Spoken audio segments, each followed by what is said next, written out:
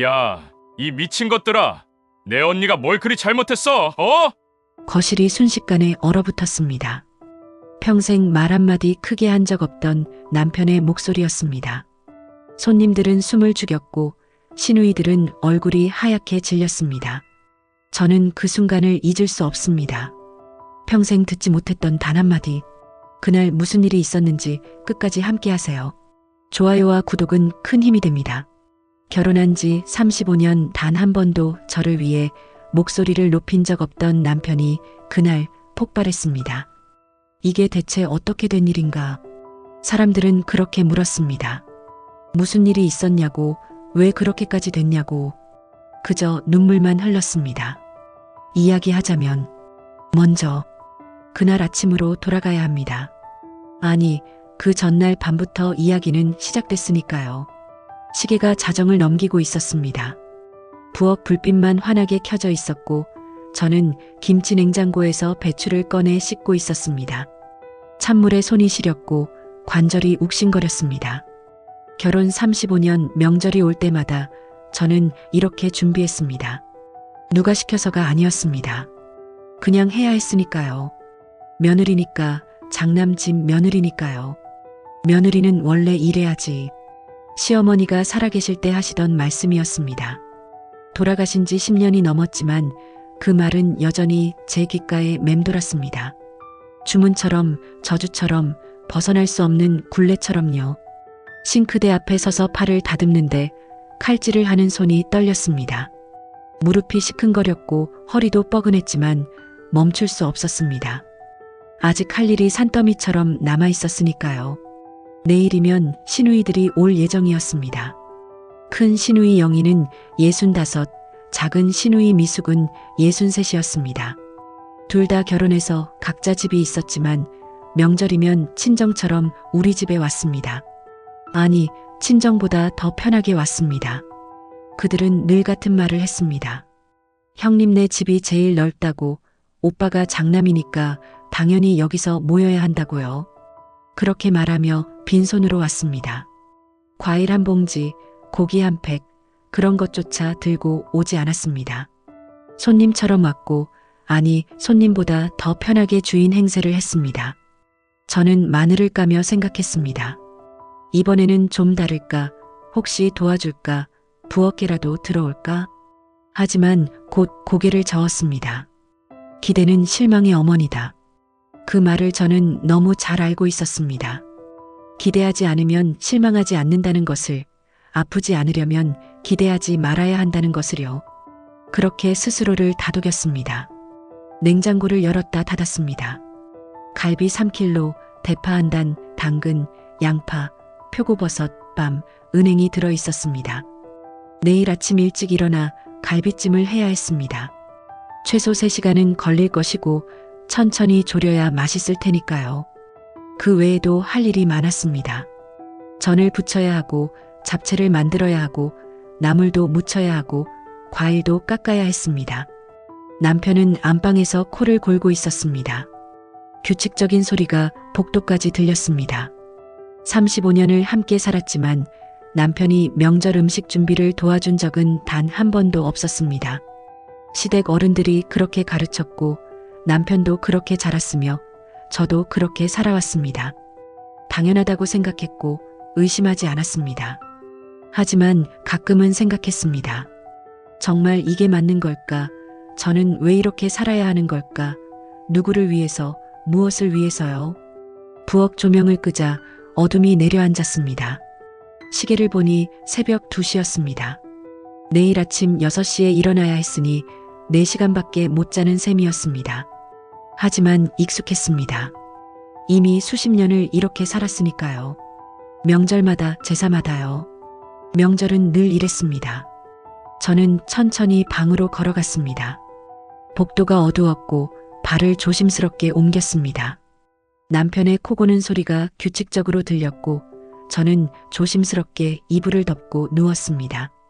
천장을 바라봤습니다. 어둠 속에서 희미하게 보이는 천장을요. 눈을 감았지만 잠이 오지 않았습니다. 내일이 걱정이었습니다. 시누이들의 얼굴이 떠올랐습니다. 날카로운 눈빛, 비꼬는 말투, 깔보는 태도, 무시하는 눈길이요. 작년 추석도 그랬습니다. 음식에 트집을 잡았습니다. 나물이 짜다고, 전이 두껍다고, 김치 색깔이 이상하다고 한마디 한마디가 칼날이었습니다. 저는 그저 웃으며 받아넘겼습니다. 미안하다고 했고 다음엔 더 잘하겠다고 했습니다. 언제나 그렇게 말했습니다. 재작년 설날은 더 심했습니다. 그때는 손님들이 모인 자리에서 큰 소리로 말했습니다. 제가 평생 남편 덕만 보고 살았다고요. 집도 남편이 사준 거고 차도 남편이 사준 거고 저는 그저 편하게만 살았다고요. 그 말을 듣는 순간 가슴이 무너지는 것 같았습니다. 숨이 막혔고 눈물이 났습니다. 저도 이랬습니다. 아이들 키우면서 식당에서, 마트에서, 공장에서 닥치는 대로 일했습니다. 손에 굳은 살이 박이도록 일했습니다. 하지만 아무 말도 하지 않았습니다. 며느리가 시누이한테 대들면 안 된다고, 참아야 한다고 그렇게 배웠으니까요. 이번에는 제발 조용히 지나갔으면. 저는 속으로 기도했습니다. 신에게 빌었습니다. 제발 이번만큼은 아무 일 없이 지나갔으면 좋겠다고요. 하지만 마음 한구석에서 알고 있었습니다. 그런 일은 일어나지 않을 거라는 걸, 늘 그랬듯이 또다시 똑같은 하루가 될 거라는 걸요. 상처받고 참고 견디는 하루가 될 거라는 걸요. 이불을 목까지 끌어당기고 몸을 웅크렸습니다. 눈을 꼭 감았습니다. 잠이 와야 하는데요. 잠이 오지 않았습니다. 하지만 가만히 누워 있었습니다. 조금이라도 쉬어야 했으니까요. 내일을 버티려면, 긴 하루를 견디려면요. 남편의 코 고는 소리, 시계 초침 소리, 냉장고 돌아가는 소리, 먼 곳에서 개 짖는 소리가 들렸습니다. 저는 그 소리들을 들으며 천천히, 아주 천천히 잠속으로 빠져들었습니다. 꿈을 꿨습니다. 아무도 오지 않는 명절, 혼자 조용히 밥 먹는 상상, 아무도 저를 탓하지 않는 세상을요. 그게 행복이었습니다. 그때는 몰랐습니다. 그게 얼마나 큰 바람인지, 그게 얼마나 사치스러운 꿈인지요. 알람이 울렸습니다. 6시였습니다. 손을 뻗어 알람을 껐지만 몸이 일어나지지 않았습니다. 온몸이 납덩이처럼 무겁고 눈꺼풀이 천근만근이었습니다. 어제 겨우 4시간 잤습니다. 아니, 제대로 잔 것도 아니었습니다. 뒤척이다가 걱정하다가 그렇게 얕은 잠에 빠졌다 깼다를 반복했습니다. 일어나야 한다고 머리로는 알고 있었습니다. 하지만 몸이 말을 듣지 않았습니다. 무릎이 쑤시고 허리가 뻐근하고 어깨가 결렸습니다. 61년을 살아온 이 몸이 더 이상 예전 같지 않다는 걸 실감했습니다. 그래도 일어나야 했습니다. 저는 이를 악물고 이불을 걷어찼습니다. 침대 모서리에 걸터 앉아 한참을 그대로 있었습니다. 머리가 지끈거렸고 눈이 제대로 떠지지 않았습니다. 남편을 돌아봤습니다. 여전히 자고 있었습니다. 편안한 얼굴로 아무 걱정 없이요. 규칙적인 숨소리가 들렸습니다. 깊은 잠에 빠진 사람의 얼굴이었습니다. 저는 한참을 남편을 바라봤습니다. 부러웠습니다. 그렇게 편하게 잘 수 있다는 게, 아무 걱정 없이 명절 아침을 맞을 수 있다는 게요. 부엌으로 갔습니다. 불을 켰습니다. 환한 형광등 불빛이 눈을 찔렀습니다.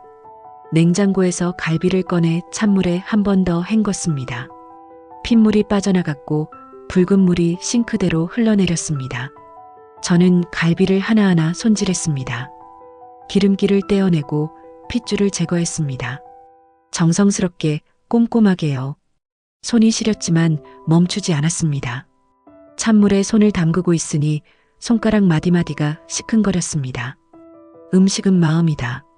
시어머니가 하시던 말씀이었습니다. 정성을 들여야 맛있다고, 대충 해서는 안 된다고, 마음을 담아야 한다고 하셨습니다.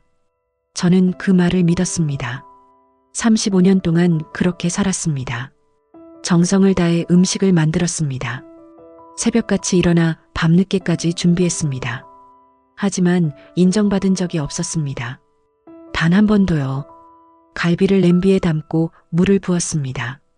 간장, 설탕, 다진 마늘을 넣고 양파와 대파를 썰었습니다. 가스레인지에 올려 불을 켰습니다. 파란 불꽃이 타올랐습니다. 이제 3시간을 기다려야 했습니다. 약한 불에 천천히 졸여야 합니다. 그 사이 다른 일을 해야 했습니다. 전을 부쳐야 했으니까요. 밀가루 반죽을 만들고 계란을 풀었습니다. 감자를 갈고 부침개 반죽을 만들고 애호박을 얇게 썰고 동그랑땡 재료를 준비했습니다. 시계를 봤습니다. 아침 7시였습니다. 시누이들은 11시쯤 온다고 했으니 아직 4시간이 남았습니다. 충분한 시간처럼 보였지만 부족했습니다. 할 일이 너무 많았고 손이 2개로는 모자랐습니다. 프라이팬을 달구고 기름을 둘렀습니다. 애호박전을 하나씩 부쳤습니다. 지글지글 소리가 났습니다. 땀이 났습니다. 이마에서 땀이 흘러내렸고 등이 축축해졌습니다. 더웠습니다. 가스레인지 앞에서 계속 서 있으니 온몸이 땀으로 젖어들었습니다. 전을 하나씩 쌓아 올렸습니다. 애호박전, 동그랑땡, 감자전까지요. 기름 냄새가 집안에 가득했습니다. 환기를 시켜야 하는데 시간이 없었습니다. 옷에도 머리카락에도 기름 냄새가 배었습니다. 남편이 일어났습니다. 화장실에 다녀온 뒤 거실로 나왔습니다. 소파에 앉아 리모컨을 들고 TV를 켰습니다. 뉴스 채널이었습니다. 저는 부엌에서 계속 일했습니다. 땀을 닦으며 전을 부치며 갈비찜 간을 보며요. 남편은 묻지 않았습니다. 도와주겠다는 말도 하지 않았습니다. 그저 TV를 보며 편하게 앉아 있었습니다. 이게 우리의 일상이었습니다. 저는 더 이상 기대하지 않았습니다. 실망하지 않으려면 기대하지 말아야 한다고 그렇게 스스로를 달랬습니다. 익숙해졌다고 생각했습니다. 35년 동안 이렇게 살았으니까요. 하지만 익숙하다는 게 아프지 않다는 뜻은 아니었습니다. 가끔은 화가 났습니다. 속으로 부글부글 끓어올랐습니다. 왜 저만 이렇게 해야 하는지, 왜 남편은 거들지도 않는지요.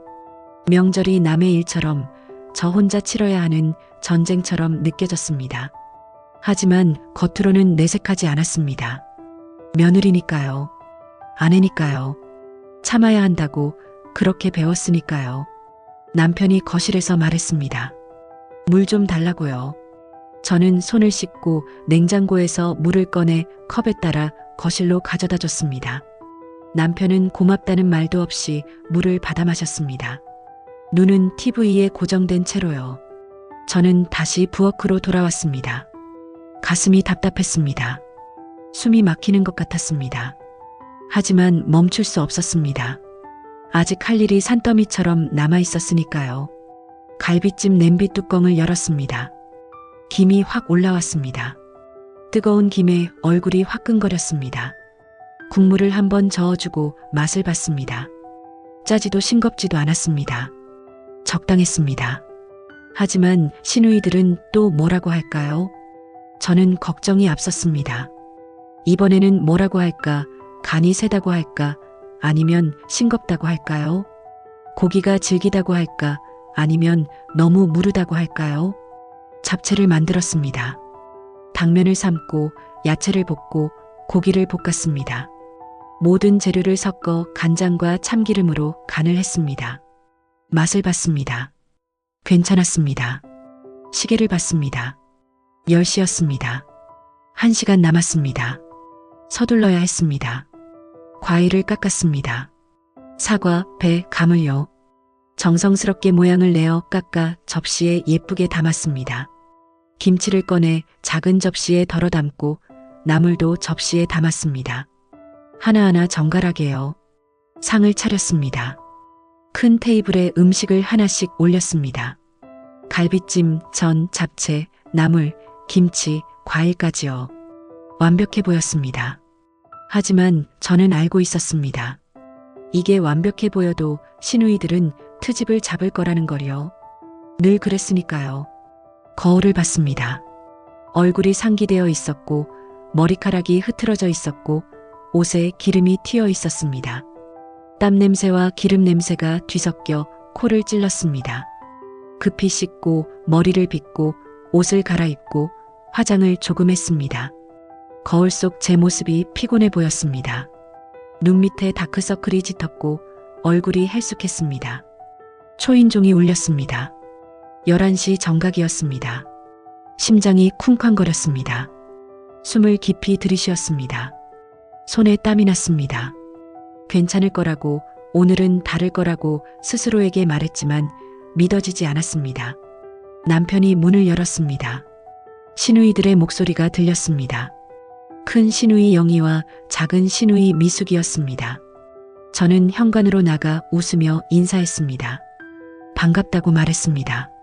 하지만 마음은 무거웠습니다. 이제 시작이었습니다. 긴 하루가 시작되는 것이었습니다. 참고 견뎌야 하는 시간이요. 저는 마음을 다잡았습니다. 오늘도 무사히 넘기자고, 상처받지 말자고, 참자고요. 시누이들이 집 안으로 들어왔습니다. 빈손이었습니다. 늘 그렇듯이요. 아무것도 들고 오지 않았습니다. 큰 시누이 영희가 신발을 벗으며 말했습니다. 집이 기름 냄새로 가득하다고 환기를 좀 시키지 그랬냐고요. 저는 웃으며 대답했습니다. 죄송하다고, 전을 붙이느라 그렇다고요. 작은 시누이 미숙이 거실을 둘러보며 말했습니다. 청소는 했냐고, 먼지가 보인다고요. 저는 또 웃으며 대답했습니다. 나중에 다시 하겠다고요. 시누이들은 거실로 들어가 소파에 앉았습니다. 편하게 몸을 기대고 리모컨을 들고 채널을 돌렸습니다. 마치 자기 집인 것처럼, 아니 자기 집보다 더 편하게요. 저는 부엌으로 갔습니다. 물을 끓이고 차를 준비했습니다. 유자차를 잔에 따랐습니다. 정성스럽게 예쁘게 담아 거실로 가져갔습니다. 시누이들 앞에 내려놓으며 말했습니다. 드시라고, 따뜻하게 드시라고요. 작은 시누이 미숙이 잔을 들여다봤습니다. 표정이 일그러졌습니다. 너무 진하다고 물을 더 타달라고 했습니다.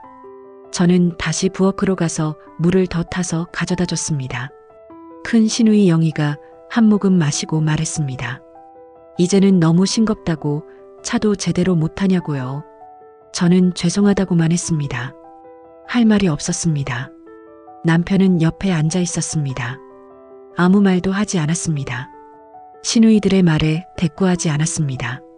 그저 TV를 보며 조용히 앉아 있었습니다. 남편은 늘 이랬습니다. 시누이들이 저를 무시해도, 깔봐도, 모욕해도 아무 말이 없었습니다. 자기 누이들이니까 괜찮다고 생각하는 것 같았습니다. 아니면 그냥 모른 척하는 것일 수도 있었습니다. 저는 다시 부엌으로 갔습니다. 마지막 손질을 했습니다. 그릇을 닦고 수저를 정리하고 상차림을 점검했습니다. 조금 있다가 친척들이 더 올 예정이었습니다. 남편의 사촌 형제들, 조카들까지요. 10명 정도 모일 것 같았습니다. 상을 한 번 더 살폈습니다. 갈비찜, 전, 잡채, 나물, 김치, 과일까지 모두 준비됐습니다. 부족한 게 없는지 확인하고 또 확인했습니다. 작은 시누이 미숙이 소리쳤습니다. 형님, 배고프다고, 밥 언제 먹느냐고요. 저는 대답했습니다. 곧 차리겠다고, 조금만 기다려달라고요. 서둘러 밥을 푸고 국을 담았습니다. 숟가락과 젓가락을 놓고 물컵을 준비했습니다. 시누이들을 불렀습니다. 식사하시라고요. 그들이 천천히 일어났습니다. 마지못한 듯이, 귀찮다는 듯이요. 상 앞에 앉았습니다. 음식을 내려다봤습니다. 저는 긴장했습니다. 손에 땀이 나고 심장이 빨리 뛰었습니다. 큰 시누이 영희가 젓가락을 들었습니다. 애호박전을 집어들었습니다. 한 입 베어 물었습니다. 씹었습니다. 표정이 굳었습니다. 젓가락을 내려놓더니 저를 쳐다봤습니다. 차가운 눈빛이었습니다. 형님, 이거 기름 좀 빼지 그랬어? 목소리가 날카로웠습니다. 질질 흐른다고, 먹기가 느끼하다고, 이런 걸 손님들한테 내놓을 거냐고 했습니다. 저는 가슴이 철렁했습니다. 변명을 하려고 했지만 말이 나오지 않았습니다. 목이 메었습니다. 작은 시누이 미숙도 거들었습니다. 김치를 집어봤습니다. 색깔을 유심히 봤습니다. 코웃음을 쳤습니다. 김치 색깔이 왜 이러냐고, 담근 지 얼마나 됐냐고 물었습니다. 신선하지 않아 보인다고, 차라리 사 먹는 게 낫겠다고 말했습니다. 저는 입술을 깨물었습니다. 지난주에 담근 거라고, 정성껏 담갔다고 말하고 싶었습니다. 하지만 아무 말도 하지 않았습니다.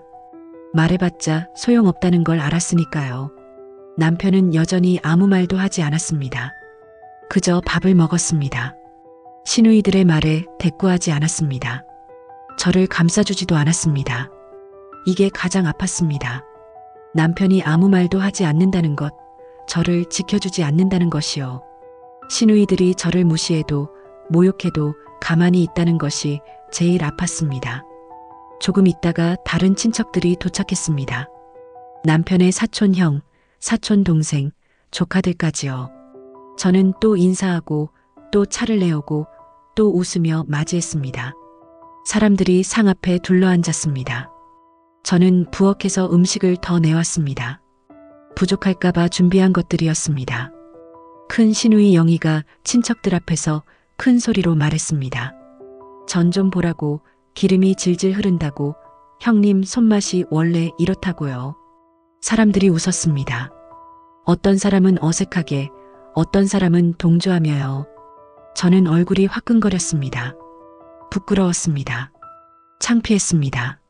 작은 시누이 미숙이 또 말했습니다. 형님은 평생 남편 덕만 보고 산 사람이라고요. 요리도 못하는 게 무슨 며느리 노릇을 하냐고 친척들이 다 듣게 큰 소리로 말했습니다. 평생 오빠 덕만 보고 살았지? 그 말이 귓가에 맴돌았습니다. 저는 고개를 숙였습니다. 눈물이 날 것 같았습니다. 참았습니다. 사람들 앞에서 울 수 없었습니다. 부엌으로 돌아갔습니다. 싱크대에 기대섰습니다. 숨을 깊이 들이쉬었습니다. 손이 떨렸습니다. 온몸이 떨렸습니다. 35년을 이렇게 살았습니다. 명절마다, 제사마다, 가족 모임 때마다요. 시누이들의 모욕을 참고 남편의 무관심을 견디고 그렇게 살아왔습니다. 언제까지 이렇게 살아야 할까요? 언제까지 참아야 할까요? 거실에서 웃음소리가 들렸습니다. 시누이들의 목소리, 친척들의 목소리가 섞였습니다. 저만 빼고 다들 즐거운 것 같았습니다. 저는 물을 한 컵 마셨습니다. 정신을 차렸습니다. 아직 끝난 게 아니었습니다. 더 버텨야 했습니다. 오늘 하루만 넘기면 됐습니다. 그렇게 스스로를 다독이며 다시 거실로 나갔습니다. 웃는 얼굴로 아무렇지 않은 척이요. 갈비찜을 내왔습니다. 정성껏 만든 음식이었습니다. 새벽부터 3시간 넘게 공들인 것이었습니다. 김이 모락모락 나는 갈비찜을 상 가운데 놓았습니다. 사람들이 감탄했습니다. 맛있어 보인다고, 정성이 대단하다고 말했습니다. 저는 겸손하게 웃으며 드시라고 권했습니다. 큰 시누이 영희가 갈비 한 점을 집어 입에 넣었습니다. 천천히 씹었습니다. 표정을 살폈습니다. 괜찮을 거라고, 이번에는 트집 잡지 않을 거라고 기대했습니다. 하지만 영희의 얼굴이 또 일그러졌습니다. 고개를 저었습니다. 뭔가 마음에 들지 않는다는 표정이었습니다. 작은 시누이 미숙이 갈비를 집어들었습니다. 한 입 베어 물었습니다. 씹기 시작했습니다. 저는 숨을 죽이고 지켜봤습니다. 그때였습니다. 미숙이 갑자기 휴지를 꺼냈습니다. 입에 있던 고기를 뱉어냈습니다. 휴지에다 뱉었습니다. 상 위에 모든 사람들이 보는 앞에서요. 시간이 멈춘 것 같았습니다. 거실이 조용해졌습니다. 사람들이 숨을 죽였습니다. 누구도 말하지 않았습니다. 저는 그 자리에 굳어버렸습니다. 작은 시누이 미숙이 휴지를 구겨 상 위에 던졌습니다. 그리고 웃으며 말했습니다. 사람들이 다 듣게 큰 소리로요. 음식이 아니라 구역을 차려놓으셨네. 입에 넣기가 민망하다. 이건 사람 먹으라고 만든 거야? 귓가가 웅웅거렸습니다. 눈앞이 흐려졌습니다. 숨이 막혔습니다. 미숙이 계속 말했습니다. 형님 솜씨는 원래 이 모양이라고, 맛이 없어서 못 먹겠다고, 어떻게 이런 걸 손님들한테 내놓냐고요. 친척들이 어색하게 웃었습니다. 어떤 사람은 고개를 숙였습니다. 어떤 사람은 시선을 피했습니다. 아무도 저를 감싸주지 않았습니다. 저는 그 자리에 서 있었습니다. 움직일 수가 없었습니다. 말도 나오지 않았습니다. 35년 동안 쌓인 모욕과 무시가 한꺼번에 밀려왔습니다. 눈물이 났습니다. 참으려고 했지만 참을 수 없었습니다. 눈물이 뺨을 타고 흘러내렸습니다. 그릇 위로 뚝뚝 떨어졌습니다. 큰 시누이 영희가 또 말했습니다. 형님은 예전부터 요리를 못했다고, 시어머니가 살아계실 때도 늘 혼났다고요. 그러면서 친척들을 돌아보며 웃었습니다. 저는 고개를 숙였습니다. 눈물을 닦았습니다. 하지만 계속 흘러내렸습니다. 가슴이 너무 아팠습니다. 숨을 쉴 수가 없었습니다. 형님, 울지 마세요. 사실을 말한 건데 뭐. 작은 시누이 미숙의 목소리였습니다. 비웃는 듯한, 조롱하는 듯한 목소리였습니다. 저는 더 이상 참을 수 없었습니다. 그 자리를 떠나려고 했습니다. 부엌으로, 아니 어디든 이 자리를 벗어나고 싶었습니다. 하지만 다리에 힘이 없었습니다. 온몸이 떨렸습니다. 무릎이 꺾일 것 같았습니다. 남편을 봤습니다. 남편은 고개를 숙이고 있었습니다. 밥그릇만 들여다보고 있었습니다. 여전히 아무 말도 하지 않았습니다. 그 순간이 제일 슬펐습니다. 시누이들의 모욕보다, 친척들의 눈빛보다 남편의 침묵이 가장 아팠습니다. 35년을 함께 산 사람이, 제 남편이 아무것도 하지 않는다는 게요. 저는 그저 서 있었습니다. 눈물을 흘리며 떨면서 부서져 내리는 것처럼요. 이게 제 인생이었습니다. 며느리로, 아내로, 장남 집 안주인으로 살아온 35년이 이런 것이었습니다. 존중받지 못하고 무시당하고 혼자 감내해야 하는 삶이었습니다. 작은 시누이 미숙이 또 웃었습니다. 큰 시누이 영희도 거들었습니다. 친척들 앞에서 저를 계속 깎아내렸습니다. 저는 눈을 감았습니다. 이 순간이 빨리 지나가길 바랐습니다. 사라지고 싶었습니다. 그때였습니다. 의자가 뒤로 밀리는 소리가 들렸습니다. 크고 날카로운 소리였습니다. 눈을 떴습니다. 남편이 일어서고 있었습니다. 천천히 하지만 단호하게요. 남편의 얼굴이 달라져 있었습니다. 평소에 보지 못했던 표정이었습니다. 차갑고 단단하고 분노로 가득한 얼굴이었습니다. 남편의 손이 떨리고 있었습니다. 주먹을 쥐었다 폈다를 반복했습니다. 숨소리가 거칠어졌습니다.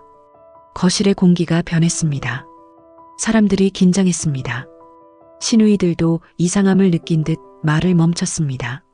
남편이 상을 내려다봤습니다. 제가 정성껏 차린 상을, 시누이들이 모욕한 그 음식들을요. 그리고 천천히 고개를 들어 시누이들을 바라봤습니다. 무언가 터지기 직전이었습니다. 35년 동안 참아왔던 무언가가, 억눌러왔던 무언가가 폭발하려는 순간이었습니다. 저는 남편을 바라봤습니다. 처음 보는 남편의 모습이었습니다. 평생 말이 없던, 늘 조용했던 남편이 달라져 있었습니다. 시간이 천천히 흘렀습니다. 아주 천천히, 마치 영화의 한 장면처럼요. 남편의 입이 열렸습니다. 말을 하려는 것 같았습니다. 모두가 숨을 죽였습니다. 다음 순간을 기다렸습니다. 그리고 그 순간이 왔습니다. 쾅! 남편의 손바닥이 상을 내리쳤습니다. 그릇들이 덜컥거렸습니다. 국물이 튀었습니다. 젓가락이 바닥에 떨어졌습니다. 모두가 얼어붙었습니다. 남편이 벌떡 일어섰습니다. 의자가 뒤로 넘어갔습니다. 쿵 하는 소리와 함께요. 그리고 외쳤습니다. 야, 이 미친 것들아! 내 언니가 뭘 잘못했어? 어? 목소리가 집안을 가득 채웠습니다. 평생 듣지 못했던 남편의 목소리였습니다. 크고 떨리고 분노로 가득한 목소리였습니다. 시누이들이 화들짝 놀랐습니다. 큰 시누이 영희는 눈이 휘둥그레졌고 작은 시누이 미숙은 입을 벌린 채 굳어버렸습니다. 남편이 시누이들을 노려봤습니다. 저는 남편의 그런 모습을 처음 봤습니다. 35년을 함께 살면서 단 한 번도 보지 못한 모습이었습니다. 거실이 조용했습니다. 아무도 말하지 못했습니다. 숨소리조차 들리지 않을 정도로 고요했습니다. 남편이 작은 시누이 미숙 앞에 놓인 밥그릇을 낚아챘습니다. 순식간이었습니다. 그리고 그 그릇을 바닥에 내던졌습니다. 쩌렁! 그릇이 바닥에 부딪혀 깨졌습니다. 밥알이 사방으로 튀었습니다. 도자기 파편이 흩어졌습니다. 사람들이 비명을 질렀습니다. 시누이들은 얼어붙은 채 남편을 바라봤습니다. 남편이 큰 시누이 영희 앞에 국그릇도 집어들었습니다. 싱크대로 걸어가 그릇을 던졌습니다. 찰컥 소리와 함께 깨지는 소리가 났습니다. 손이 떨리고 있었습니다. 온몸이 분노로 떨고 있었습니다. 남편이 계속 소리쳤습니다. 평생 우리 집 뒤치다꺼리를 하고 명절마다 새벽같이 일어나서 음식을 준비한 사람이 제 아내라고, 시누이들이 올 때마다 혼자 고생한 사람이라고 말했습니다. 남편의 목소리가 점점 커졌습니다. 시누이들은 뭘 했느냐고 물었습니다. 빈손으로 와서 소파에 앉아 TV나 보고 음식의 트집만 잡았다고, 그게 형수를 대접하는 방식이냐고 따졌습니다. 작은 시누이 미숙이 변명하려고 입을 열었습니다. 하지만 남편이 손을 들어 막았습니다. 말할 때는 가만히 있으라고 단호하게 말했습니다. 남편의 얼굴이 붉어졌습니다. 이마에 핏줄이 섰습니다. 주먹을 꽉 쥐고 있었습니다. 35년이라고 외쳤습니다. 그동안 제가 얼마나 참았는지 시누이들이 아느냐고 목소리가 떨렸습니다. 남편이 저를 돌아봤습니다. 눈물을 흘리고 있는 저를요. 그 순간 남편의 눈에도 눈물이 고였습니다. 하지만 다시 시누이들을 향해 돌아섰습니다. 남편은 음식에 침 뱉듯 굴었다고, 사람 먹으라고 만든 게 아니라고 했다고, 시누이들이 뭔데 그런 소리를 하느냐고 소리쳤습니다. 친척들이 숨을 죽이고 지켜봤습니다. 누구도 말리지 않았습니다. 아니, 말릴 수 없었습니다. 남편이 상을 가리켰습니다. 이 음식 하나하나에 제가 얼마나 정성을 들였는지 아느냐고, 새벽부터 일어나서 아픈 몸을 이끌고 시누이들이 올까봐 떨면서 만든 것이라고 말했습니다. 목소리가 갈라졌습니다. 그런데 시누이들은 와서 깔보고 무시하고 모욕했다고, 그게 형수한테 할 짓이냐고 따졌습니다. 큰 시누이 영희가 진정하라고, 그냥 농담이었다고 말했습니다. 남편이 더 크게 소리쳤습니다. 이게 농담으로 들리느냐고 휴지를 집어들었습니다. 미숙이 뱉어낸 상 위에 던져진 그 휴지를요. 음식을 입에서 뱉어내는 게 농담이냐고, 사람들 앞에서 제 아내를 모욕하는 게 농담이냐고 물었습니다. 작은 시누이 미숙의 얼굴이 하얗게 질렸습니다. 말문이 막힌 듯 아무 말도 하지 못했습니다. 남편이 말을 이었습니다. 시누이들이 형님이라고 부를 자격이 있느냐고, 동서를 이렇게 대접하는 게 형님 대접이냐고 물었습니다. 남편의 목소리에 슬픔이 섞였습니다. 자기가 잘못했다고, 35년 동안 자기가 잘못했다고, 제가 이렇게 무시당하는데 가만히 있었다고 말했습니다. 남편이 저를 봤습니다. 미안하다는 표정이었습니다. 후회로 가득한 눈빛이었습니다. 그리고 다시 시누이들을 향해 당장 나가라고 명령했습니다. 단호한 목소리였습니다. 다시는 우리 집 문턱을 밟지 말라고, 제게 사과도 없이는 절대 들어오지 말라고 했습니다. 큰 시누이 영희가 항변했습니다. 오빠가 너무 심하다고, 자기들이 뭘 그렇게 잘못했냐고 말했습니다. 남편이 손가락으로 문을 가리켰습니다. 나가라고, 안 들리냐고, 당장 나가라고 소리쳤습니다. 작은 시누이 미숙이 울먹이며 미안하다고 말했습니다. 하지만 남편은 고개를 저었습니다. 자기한테 사과할 게 아니라고, 제게 하라고, 무릎 꿇고 빌라고, 그것도 안 되면 다신 얼굴 보지 말자고 말했습니다. 친척들이 어색하게 자리에서 일어났습니다. 분위기가 이상해졌으니 그만 가야겠다는 표정이었습니다. 시누이들도 일어났습니다.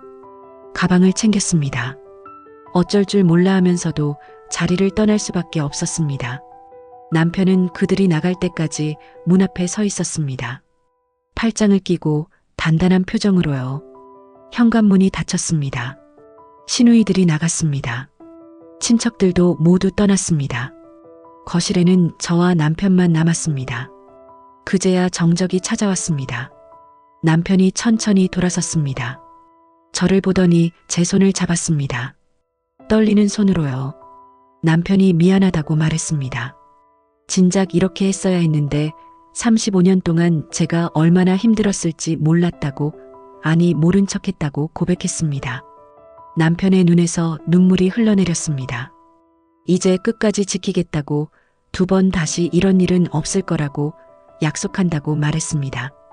저는 그제야 울음을 터뜨렸습니다. 참았던 눈물이 35년 동안 삼켰던 설움이 쏟아져 나왔습니다. 남편이 저를 안아주었습니다. 처음으로 제대로요. 저는 남편의 품에서 한없이 울었습니다. 슬픔도 서러움도 그리고 안도감도 함께 흘러나왔습니다. 35년을 참고 살았습니다. 무시당하고 깔보이고 혼자 감내하며 살았습니다. 하지만 오늘 처음으로 누군가 제 편이 되어 주었습니다. 제 남편이 35년을 함께 산 그 사람이 드디어 저를 지켜줬습니다. 늦었지만 그래도 왔습니다. 그 순간이 왔습니다. 문이 닫히고 시누이들이 떠난 뒤 집안은 고요했습니다. 너무나 고요해서 귀가 먹먹할 정도였고 방금 전까지 웅성거리던 목소리들이 거짓말처럼 사라진 뒤의 정막이 오히려 낯설었습니다. 거실 바닥에는 깨진 그릇 파편들이 흩어져 있었습니다. 밥알이 여기저기 튀어 있었고 국물 자국이 바닥을 적시고 있었고 상위의 음식들은 거의 손도 대지 않은 채 그대로 놓여 있었습니다. 아까까지만 해도 사람들로 가득했던 이 공간이 이제는 텅 비어 있었고 그 빈자리가 유난히 크게 느껴졌습니다. 남편은 여전히 제 손을 잡고 있었습니다. 떨리는 손으로요.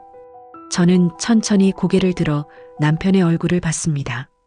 땀이 이마에 맺혀 있었고 얼굴이 상기되어 있었고 숨이 아직도 가빠 보였습니다. 35년을 함께 살면서 단 한 번도 보지 못했던 모습이었습니다. 평생 말이 없던 사람, 늘 조용히 뒤에 있던 사람, 절대 목소리를 높이지 않던 사람이 오늘 폭발했습니다. 한참을 그렇게 서 있었습니다. 아무 말도 하지 않았습니다. 시계 초침 소리만 똑딱거렸고 냉장고 돌아가는 소리가 희미하게 들렸고 멀리서 차 지나가는 소리가 들렸습니다. 모든 것이 천천히 흘러갔습니다. 마치 시간이 멈춘 것처럼, 우리 둘만 남은 세상처럼요. 남편이 천천히 제 손을 놓았습니다. 그리고 바닥에 무릎을 꿇었습니다. 깨진 그릇 파편들을 주우기 시작했습니다. 하나하나 조심스럽게 손을 베지 않도록 천천히요. 남편의 손이 떨리고 있었습니다. 분노가 가라앉은 뒤 찾아온 후폭풍 때문인지 아니면 처음 하는 일이라 서툰 건지 알 수 없었습니다. 저는 그 모습을 그저 바라봤습니다. 35년 만에 처음 보는 광경이었습니다. 남편이 바닥에 무릎 꿇고 청소를 하는 모습, 흩어진 밥알을 하나하나 줍는 모습, 걸레를 들고 국물 자국을 닦아내는 모습이요. 명절마다 제사마다 손님이 다녀간 뒤에는 늘 제가 혼자 치웠습니다. 남편은 소파에 앉아 TV를 보거나 방에 들어가 쉬거나 아니면 그냥 밖으로 나가버렸습니다. 당연하다고 생각했습니다. 며느리 일이니까, 아내 일이니까, 여자가 해야 하는 일이니까요. 하지만 지금은 달랐습니다. 남편이 쓰레받기를 가져와 파편들을 쓸어 담았습니다. 천천히, 꼼꼼하게, 하나도 남기지 않으려는 듯이요. 그 모습을 보는데 가슴이 뜨거워졌습니다. 눈물이 또 흘렀습니다. 이번에는 서러움이 아니었습니다. 슬픔도 아니었습니다. 안도감이었습니다. 오랜 시간 기다려왔던 무언가가 드디어 왔다는, 혼자가 아니게 됐다는, 이제는 괜찮을 것 같다는 그런 감정이었습니다. 저도 움직이려고 했습니다. 상을 치워야 했고, 음식을 정리해야 했고, 부엌을 정돈해야 했고, 냉장고에 넣어야 할 것들이 많았습니다. 몸이 자동으로 반응했습니다. 35년 동안 해온 일이었으니까요. 하지만 무릎에 힘이 없었습니다. 다리가 후들거렸고 온몸이 무거웠고 한 발짝도 뗄 수 없었습니다. 소파에 주저앉았습니다. 그제야 긴장이 풀렸습니다. 새벽부터 지금까지 쉬지 않고 움직였고 내내 긴장하고 있었고 숨도 제대로 쉬지 못했고 시누이들의 말 한마디 한마디에 가슴이 졸아들었고 참고 또 참았던 시간들이 한꺼번에 몰려왔습니다. 온몸에 힘이 빠져나갔습니다. 실처럼 풀려 내려가는 기분이었습니다. 남편이 청소를 마치고 일어났습니다. 쓰레기 봉투를 들고 현관 쪽으로 갔습니다. 문을 열고 나가는 소리가 들렸고 잠시 후 다시 들어오는 소리가 들렸습니다. 남편이 제 옆에 앉았습니다. 천천히 조심스럽게요. 말없이 제 어깨에 손을 올렸습니다. 그 손이 따뜻했습니다. 저는 남편의 어깨에 머리를 기댔습니다. 35년 만에 처음이었습니다. 이렇게 기댈 수 있다는 게, 의지할 수 있다는 게 혼자가 아니라는 게요. 평생을 함께 살면서도 이런 순간이 없었습니다. 늘 각자의 자리가 있었고 넘지 말아야 할 선이 있었고 지켜야 할 역할이 있었습니다. 저는 며느리였고 아내였고 집안의 뒤치다꺼리를 하는 사람이었습니다. 남편은 가장이었고 돈을 벌어오는 사람이었고 집안일에는 관여하지 않는 사람이었습니다. 밖에서 차 소리가 들렸습니다. 아마도 시누이들이 떠나는 소리였을 것입니다. 멀어지는 엔진 소리가 점점 작아졌고 결국 들리지 않게 됐습니다. 다시는 돌아오지 않을 수도 있겠다는 생각이 들었습니다. 형제 사이가 틀어질 수도 있겠다는 생각, 명절마다 모이던 가족이 흩어질 수도 있겠다는 생각이 스쳤습니다. 이상했습니다. 슬프지 않았습니다. 죄책감도 들지 않았습니다. 오히려 홀가분했습니다. 35년 동안 짊어지고 살았던 짐을 내려놓은 기분이었습니다. 무거운 굴레를 벗어날 수 없을 것 같던 그 무게를 당연하다고 여겨왔던 고통을요. 해가 서쪽으로 기울고 있었습니다. 거실로 햇살이 비스듬히 들어왔습니다. 창문 너머로 보이는 하늘이 주황빛으로 물들고 있었고 먼지가 햇빛 속에서 천천히 떠다녔고 세상이 고요했습니다. 이렇게 평화로운 명절은 처음이었습니다. 사람들의 목소리도 비난의 말도 무시하는 눈빛도 트집 잡는 소리도 없었습니다. 그저 남편과 저 둘뿐이었습니다. 오랜 시간이 흘렀습니다. 얼마나 그렇게 앉아 있었는지 모르겠습니다. 남편이 천천히 일어났습니다. 상으로 걸어가 그릇을 들었습니다. 부엌으로 가져가 싱크대에 내려놓았습니다. 물 흐르는 소리가 들렸습니다. 설거지를 하는 소리였습니다.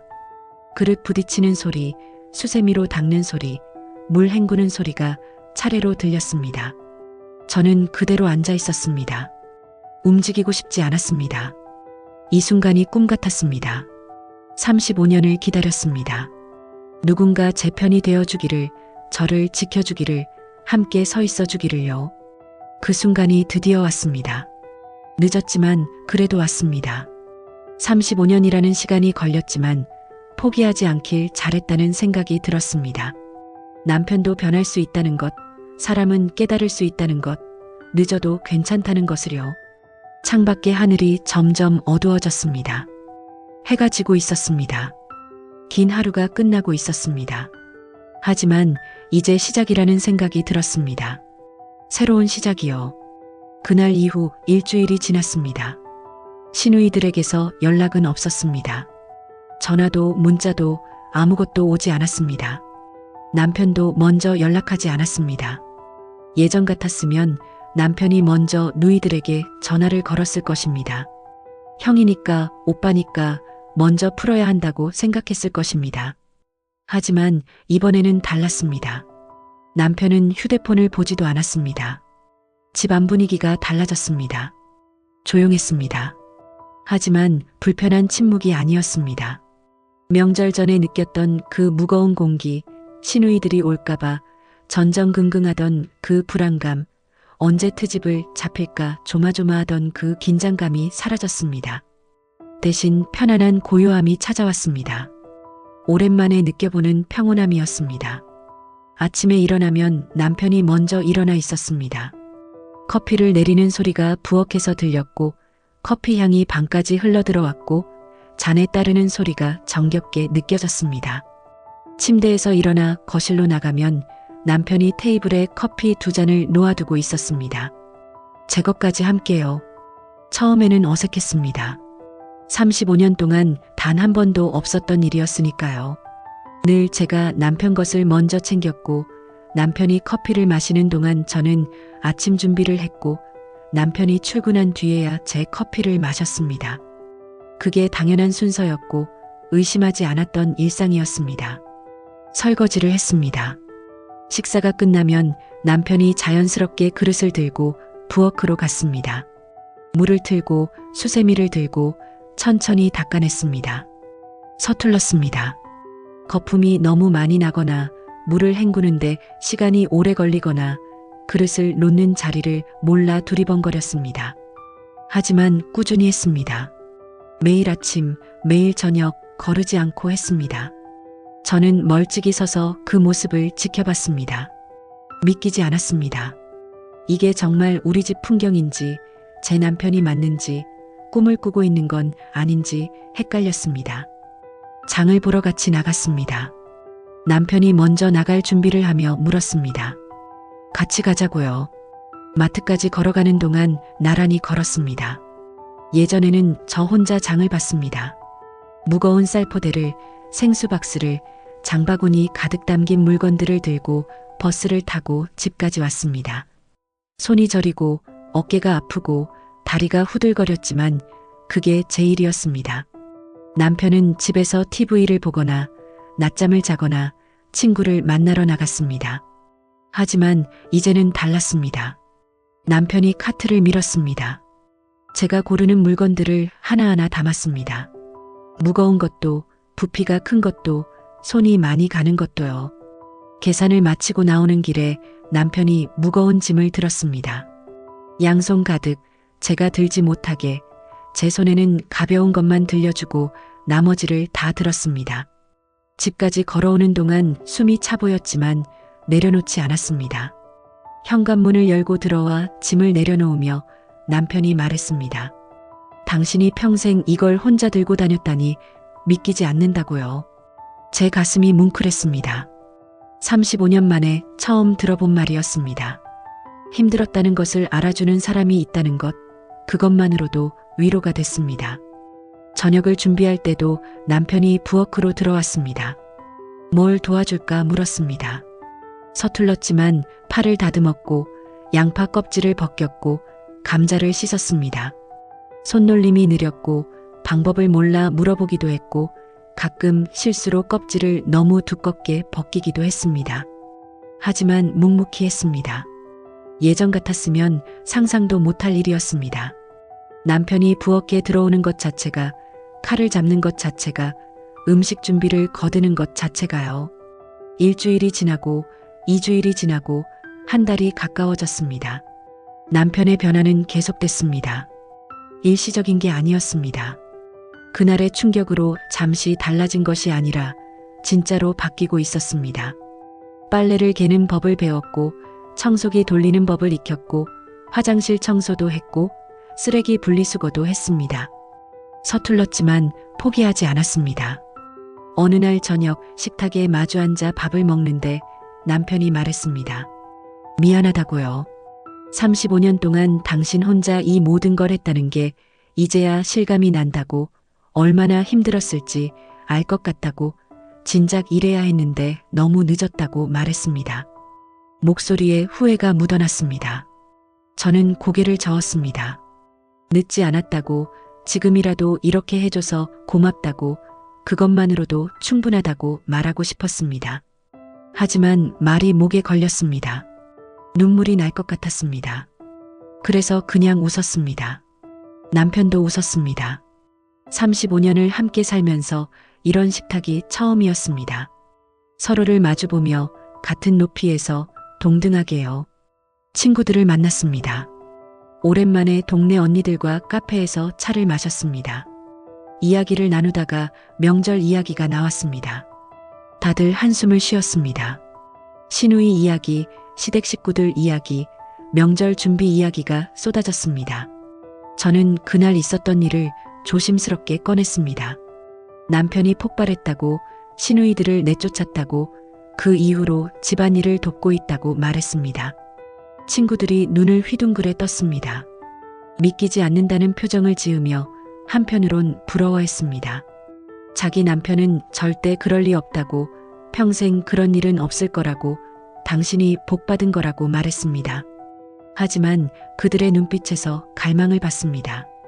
자기들도 그랬으면 좋겠다는, 누군가 자기 편이 되어줬으면 좋겠다는, 혼자가 아니었으면 좋겠다는 그런 바람을요. 집으로 돌아오는 길에 생각했습니다. 얼마나 많은 여자들이 저처럼 살고 있을까요? 며느리라는 이름으로, 아내라는 이름으로, 당연하다는 이유로 참고 견디며 살아가는 사람들이요. 목소리를 내지 못하고 불만을 삼키고 혼자 감당하며 살아가는 사람들이요. 변화는 쉽지 않았습니다. 35년 동안 굳어진 습관을 바꾸는 것은 어려운 일이었습니다. 가끔 남편이 옛날로 돌아가는 것처럼 보일 때도 있었습니다. 설거지를 잊어버리고 소파에 앉거나 빨래를 개다가 귀찮아하거나 TV를 보며 멍하니 있을 때요. 그럴 때마다 불안했습니다. 다시 예전으로 돌아가는 건 아닐까, 그날의 각오가 사라지는 건 아닐까 걱정됐습니다. 하지만 남편은 다시 일어났습니다. 자기가 해야 할 일을 기억해냈고 스스로 움직였고 포기하지 않았습니다. 완벽하지는 않았습니다. 여전히 서툴렀고 빠르지도 않았고 가끔 실수도 했습니다. 하지만 노력했습니다. 그 노력이 보였고 그 마음이 느껴졌고 그것으로 충분했습니다. 어느 날 밤 잠자리에 들기 전에 남편이 말했습니다. 고맙다고요.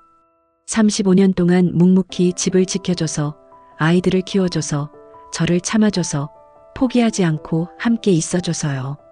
저는 대답 대신 남편의 손을 잡았습니다. 따뜻한 손이었습니다.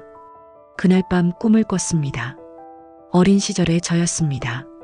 20살 넘어 처음 시댁에 왔을 때 모든 게 낯설고 무서웠던 그때의 저에게 말해주고 싶었습니다. 괜찮을 거라고, 힘들어도 견디면 된다고, 언젠가는 달라질 거라고요. 35년이 걸렸지만 결국 그날이 왔다고요. 그날로부터 석 달이 지났습니다. 계절이 바뀌었습니다. 명절의 소란이 지나가고 겨울이 깊어지고 이제 봄이 오고 있었습니다. 창밖으로 매화가 피기 시작했고 햇살이 조금씩 따뜻해졌고 공기에서 겨울의 냉기가 빠져나가고 있었습니다. 시누이들에게서 연락이 왔습니다. 큰 시누이 영이었습니다. 문자 한 통이었습니다. 짧았습니다. 형님, 그동안 제가 너무 심했습니다. 진심으로 사과드립니다. 용서해 주실 수 있을까요? 저는 한참을 그 문자를 들여다봤습니다. 석 달 전이었다면 당장 전화를 걸었을 것입니다. 괜찮다고, 신경 쓰지 말라고, 이해한다고 말했을 것입니다. 며느리니까, 아랫사람이니까 먼저 풀어야 한다고 생각했을 것입니다. 하지만 이제는 달랐습니다. 천천히 생각했습니다. 정말로 용서할 수 있는지, 다시 예전처럼 지낼 수 있는지, 또다시 상처받지는 않을지요. 35년 동안 쌓인 상처가 문자 한 통으로 사라지지는 않았습니다. 말로는 쉽게 용서한다고 할 수 있지만 가슴 깊은 곳에 남은 흉터는 쉽게 아물지 않았습니다. 남편과 이야기했습니다. 저녁 식탁에서 설거지를 마치고 차를 마시며 조용히 대화를 나눴습니다. 남편은 제 결정을 따르겠다고 했습니다. 제가 원하는 대로 하라고, 용서하든 안 하든 제 마음이라고, 어떤 결정을 내려도 자기는 제 편이라고 말했습니다. 그 말이 힘이 됐습니다. 며칠을 고민했습니다. 밤마다 생각했습니다. 용서한다는 게 무엇인지, 관계를 회복한다는 게 어떤 의미인지, 진짜로 달라질 수 있는지요. 쉬운 결정이 아니었습니다. 하지만 결국 답을 찾았습니다. 답장을 보냈습니다. 사과는 받겠습니다. 하지만 예전처럼 돌아갈 수는 없습니다. 이제는 서로 존중하는 관계를 만들고 싶습니다.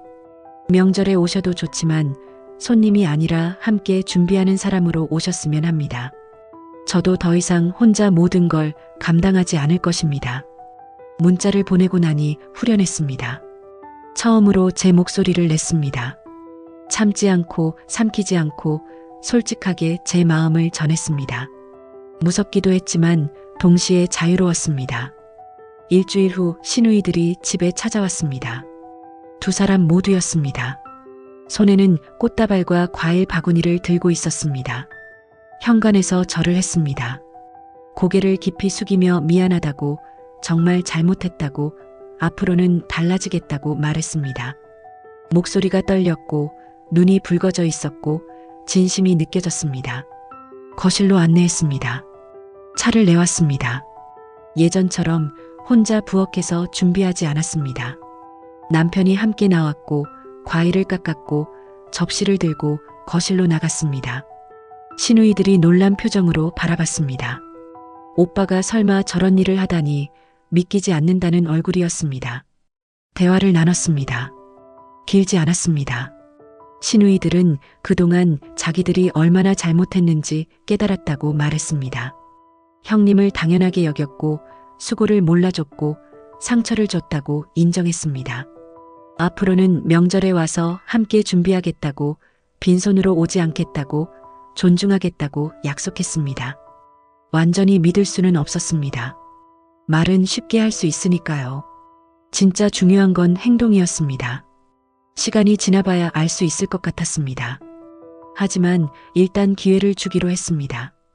다시 시작할 수 있다면, 서로 달라질 수 있다면 그것도 나쁘지 않을 것 같았습니다. 시누이들이 돌아간 뒤 남편이 말했습니다. 잘했다고요. 당신이 용기를 냈다고, 제대로 된 선을 그었다고, 이제야 건강한 관계를 만들 수 있을 것 같다고 말했습니다. 저도 그렇게 느꼈습니다. 봄이 왔습니다. 집 앞 작은 화단에 꽃이 피기 시작했습니다. 개나리가 노랗게 피었고 목련이 하얗게 피어났고 진달래가 분홍빛으로 물들었습니다. 겨울을 견디고 피어난 꽃들이었습니다. 추운 계절을 버텨내고 얼어붙은 땅을 뚫고 결국 세상 밖으로 나온 생명들이었습니다. 저도 그랬습니다. 35년이라는 긴 겨울을 견뎠습니다. 차갑고 외롭고 힘든 시간이었습니다. 하지만 포기하지 않았습니다. 견뎠고 버텼고 기다렸습니다. 그리고 결국 봄이 왔습니다. 요즘은 남편과 산책을 자주 합니다. 저녁을 먹고 나면 동네를 한 바퀴 돕니다. 손을 잡고 천천히 서두르지 않고 걷습니다. 35년을 함께 살았지만 이렇게 걸어본 적이 없었습니다. 나란히 같은 속도로 같은 방향을 바라보며요. 산책을 하다가 벤치에 앉습니다. 노을을 바라봅니다. 하늘이 주황빛으로, 분홍빛으로, 보라빛으로 물들어갑니다. 아름다운 순간입니다. 예전에는 혼자 봤던 풍경입니다. 설거지를 마치고 부엌 창문 너머로 지쳐서 잠시 멈춰 섰을 때 보던 노을이었습니다. 하지만 이제는 함께 봅니다. 옆에 누군가 있다는 것, 그것만으로도 다르게 느껴집니다. 가끔 생각합니다. 만약 그날이 없었다면 어땠을까요? 남편이 폭발하지 않았다면, 시누이들을 내쫓지 않았다면, 그냥 참고 넘어갔다면요. 아마도 여전히 똑같이 살고 있었을 것입니다. 명절마다 혼자 준비하고 무시당하고 상처받으면서도 참고 며느리니까 당연하다고 생각하며 살았을 것입니다. 하지만 그날이 있었습니다. 남편이 처음으로 저를 지켜줬고 목소리를 높였고 선을 그었습니다. 그 순간이 모든 걸 바꿨습니다. 35년 동안 굳어진 관계가 당연하다고 여겨졌던 것들이 의심하지 않았던 일상이 흔들렸습니다. 변화는 쉽지 않았습니다. 여전히 서툴고 완벽하지 않고 가끔 예전으로 돌아가려는 순간들도 있습니다. 하지만 포기하지 않습니다. 남편도 저도요. 조금씩 천천히 함께 나아가고 있습니다. 누군가 물었습니다. 후회하지 않느냐고요.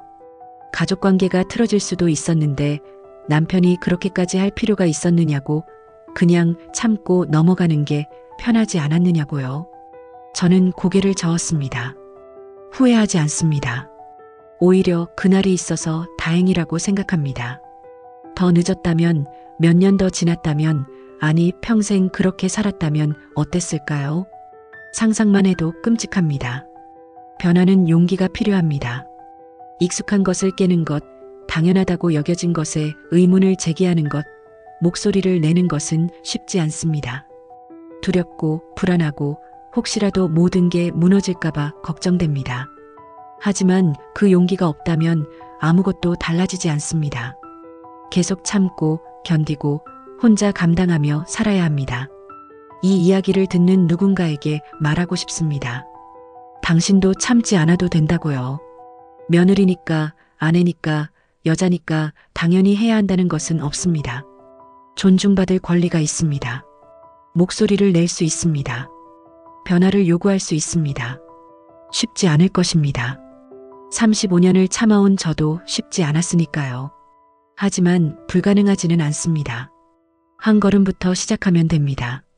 작은 목소리라도 내보는 것, 불편한 것을 불편하다고 말하는 것, 도움이 필요하다고 표현하는 것부터요. 혼자가 아닙니다. 당신과 같은 사람들이 많습니다. 며느리로, 아내로 참고 견디며 살아가는 사람들이요. 우리는 서로 연결되어 있습니다. 보이지 않지만 같은 마음으로요. 해가 지고 있습니다. 벤치에 앉아 노을을 바라봅니다. 남편이 옆에 있습니다. 손을 잡고 있습니다. 따뜻합니다. 오늘도 무사히 하루가 끝나갑니다. 평범한 하루였습니다. 특별한 일도 큰 사건도 없었습니다. 하지만 행복했습니다. 이것이 제가 원했던 삶입니다. 거창하지 않아도 화려하지 않아도 그저 존중받고 함께하고 평온한 일상이요. 35년을 기다렸고 드디어 찾았습니다. 집으로 돌아갑니다. 천천히 서두르지 않고 걷습니다. 남편과 나란히요. 내일도 해가 뜰 것입니다. 새로운 하루가 시작될 것입니다. 더 이상 혼자가 아닌 하루가요. 그것으로 충분합니다. 그것이 제 행복입니다. 명절은 누구에게는 기다려지는 시간이고 또 다른 누군가에게는 짐처럼 다가오는 시간이기도 합니다. 밝은 웃음으로 친척들과 반가움을 나누는 자리가 되기도 하지만 한쪽에서는 누군가의 손끝이 갈라지고 허리가 휘어질 만큼의 노동이 이어집니다. 주방에서 쉼없이 오가며 수십 가지 음식을 차려내는 그 순간에도 많은 여성들은 스스로의 존재가 당연시되는 듯한 서러움과 맞닥뜨립니다. 시누이의 차가운 말, 시댁의 무심한 시선, 남편의 외면 같은 것들이 겹쳐지면 명절은 기쁨이 아니라 고통으로 다가오곤 합니다. 이 이야기를 따라오신 분들이라면 공감하셨을 겁니다. 시누이가 저지른 서류 위조와 유산 조작 같은 극단적인 사건은 드라마처럼 느껴질 수도 있습니다. 하지만 그 밑바탕에는 가족 안에서 외면당하는 경험이라는 실제로 많은 이들이 겪어내고 있는 현실이 자리하고 있습니다. 갈등의 형태는 다르지만 본질은 같습니다. 인정받지 못하는 고생, 당연시되는 희생, 그럼에도 꼭 삼키고 흘려보내야 하는 마음의 상처. 혹시 이 영상을 보고 계신 분들 중에도 다가오는 명절이 두렵고 부엌 앞에 서는 순간 마음이 무너져 내리는 분들이 계실 겁니다. 누구는 웃으며 TV 앞에 앉아 있는 동안 누구는 눈물이 맺힌 채 칼질을 이어가고 누구는 허공에 칼날 같은 말을 내뱉으며 웃지만 또 다른 누구는 그 말에 베어버린 마음을 애써 꾹꾹 눌러 담습니다. 그러나 꼭 기억하시길 바랍니다. 당신의 수고는 결코 헛되지 않습니다. 당신이 차려낸 음식은 단순히 밥상이 아니라 가족의 기억을 채워넣는 시간이며 당신이 흘린 땀방울은 그 자체로 삶을 이어가는 힘입니다. 설사 그 자리에서 알아주지 않는다 해도 그 가치는 결코 사라지지 않습니다.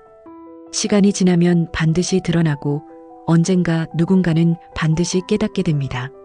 세상은 때때로 그 노고를 외면합니다. 시누이의 말처럼 가볍게 조롱당하기도 하고 가족이라는 이름으로 묶여있는 자리에선 늘 내가 해야 하는 일이라며 당연시되기도 합니다. 그러나 당연한 희생이란 존재하지 않습니다. 당신이 감내해온 시간은 수고이자 사랑이며 동시에 존중받아야 할 노동입니다. 오랜 세월 많은 며느리들이 그렇게 버텨왔습니다.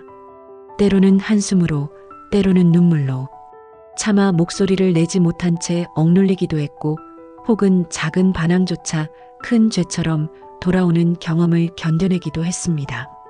하지만 그럼에도 삶을 이어온 건 바로 당신의 손길, 당신의 존재가 있었기 때문입니다.